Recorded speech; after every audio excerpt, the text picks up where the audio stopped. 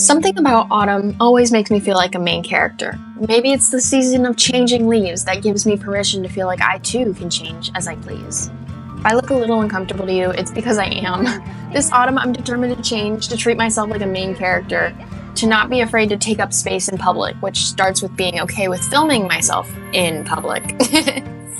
I made it. It's pretty busy though, but this is the cleaner, which is where Shop Around the Corner used to be. As you can see, there's not much of the bookstore, but you can see the front. I'm angling it like this because there's people in the window and I don't want them to feel uncomfortable. And now we're gonna go find our own bookstore. Since most of You Got Mail's locations have been changed, I decided to visit the original filming spots and then create my own experiences based off of that as the quintessential autumn main character vibe. I wanted to shop at an indie bookstore in honor of Kathleen Kelly's, only a few blocks away from where she would have worked.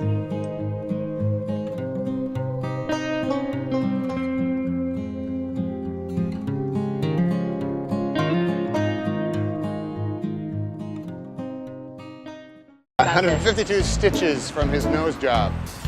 The number of his souvenir shot glasses that he's collected in his travels. The number, his address. No, he would never do anything that prosaic. The farmers market scene takes place in Verdi Square, which is the 72nd Street subway stop. It was a bustling day, full of tourists and families making their way across the Upper West Side. My mic is broken at this point, and I won't notice it for most of the video, so I will spare you the fuzzy commentary. With a book securely in my hand, next up on my list was Cafe Lalo. But I decided on my way that I needed a lunch break, since Cafe Lalo is no longer functioning and able to offer me sweet caffeine. I ran out of energy, so we're stopping at Joe and the Juice, which I think is fitting, because it's still one of the characters' names. And since Cafe Lalo no longer exists, I'm gonna have to get some energy here. So, it's very pretty.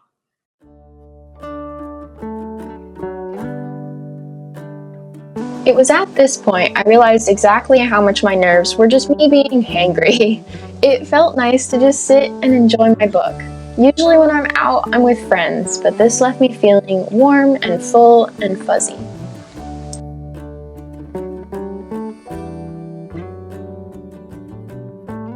I really thought that this was the location, but turns out I had to walk just a little further down the block. Oh, okay. Cafe Lalo, this is it. 8 o'clock. Boy, we got here fast, didn't we? Yep.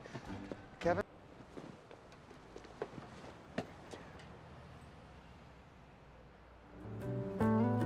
Some construction workers were sitting on the steps, so I couldn't go in, but I was completely delighted to see that the outside was perfectly intact. You really can imagine this being such a great first date spot, even seeing it like this.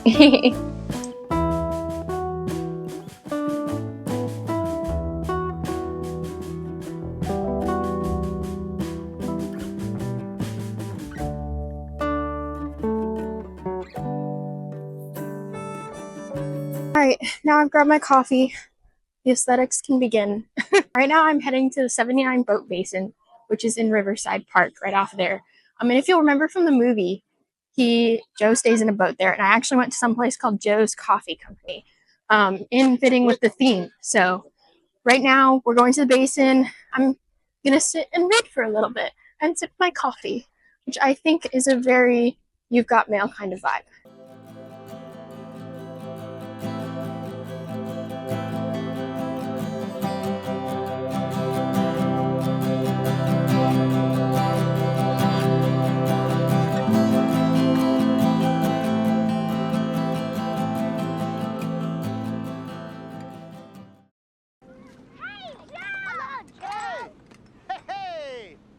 You? I know you. Hello, Annabelle, little girl. How are you? And you, Matthew, how are you? Good. You ready to say hello to New Jersey? Hello! Clearly I made it to the boat basin. There are no boats here, but it is still very pretty. And so in lieu of that, I'm just going to sit here and read a book and enjoy the view. This was easily my favorite part of my main character adventure. The sea was sparkling, the weather was warm but with a breeze, and best of all, squirrels kept running up to me. It was at this place I felt the most at peace and content, maybe proving that I really need to go outside more often. It's so easy to lose sight of even these small things, like just taking the time to watch the world in the midst of daily life. Hi! What's up, bud? Oh my god, I'm getting surrounded by squirrels.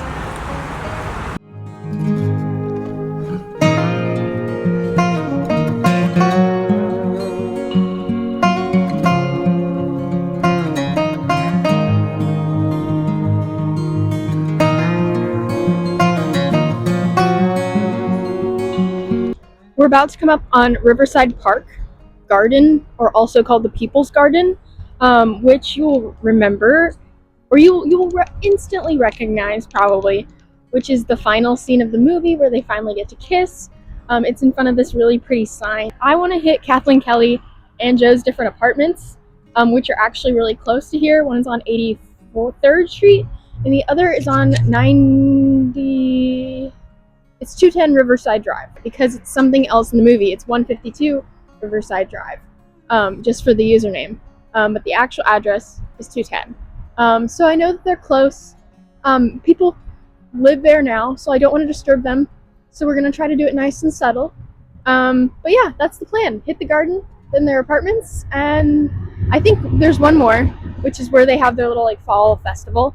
And that's on my way home to catch my subway home. So yeah, let's enjoy. I had to take some time to do Bookstagram poses because what am I dressed up for if not able to post it on Instagram? It's so rare these days that I'm in actual fashionable clothing and not some type of ball gown or cosplay, so we have to take the opportunities while we can.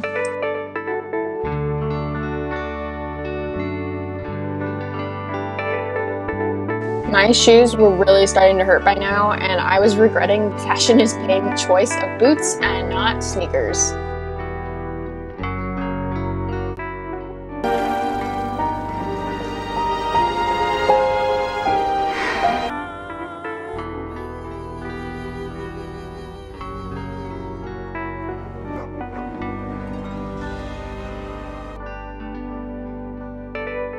The garden was absolutely gorgeous. There were volunteers there that told me they have flowers from all over the world, and you could tell it was so lovingly maintained. I had planned to sit and read again, but an older man approached me and introduced himself as a photographer who was a regular there. I was pretty wary, as one is when a woman living in New York approached by a man, but he was so nice and walked me around to show me the best flowers in the garden to photograph. Now where's my dog? Or man? I'll take either. The lighting was absolutely beautiful here, and I can only imagine how amazing it looks with all the colors changing. I decided from here I still had enough energy to go to their apartments, starting with Kathleen's. She only lived a few blocks away, which made it easy to imagine her strolling through the park. Note to my future self, you have to come back here. Look at these videos for Royal Core photo shoots, or Dark Academia photo shoots, or Pride and Prejudice. This ledge right here, perfect. I'm coming back. I love coming up here. It's so pretty. I don't live in this neighborhood, but it's just so peaceful and makes me feel like a main character in a rom-com. Oh, it's just so gorgeous. It's like a breath of fresh air. I say as a bug careens into my face.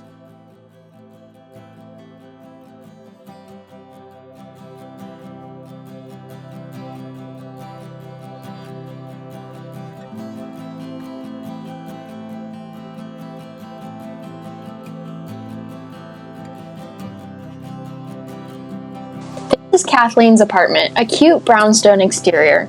People were actively coming in and out of the door here in the surrounding apartments, so I just had a nice little sit to contemplate life. I also finally realized that my microphone receiver was completely shattered. Alas, we press on.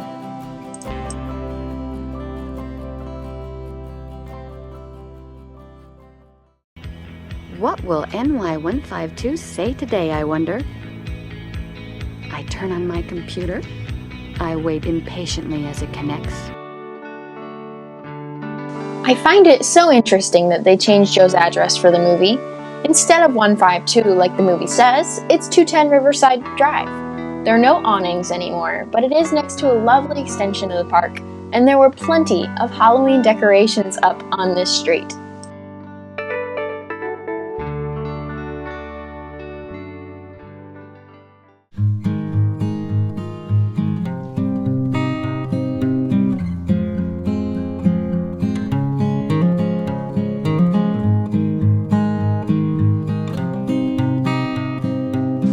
The Little Fall Festival scene takes place here, on West 94th Street between Columbus Avenue and Central Park West. The exact spot they filmed was in the middle of the street. There was no fall festival in sight, but with the sun setting on Manhattan and hopping on the subway to go home, I felt like the main character of my own little story.